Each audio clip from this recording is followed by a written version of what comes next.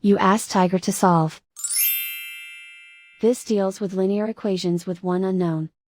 The final result is f equals 7/20.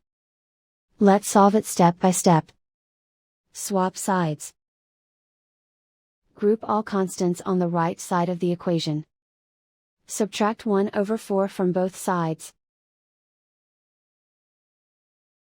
Group like terms. Combine the fractions. Combine the numerators. Reduce the zero numerator. Simplify the arithmetic.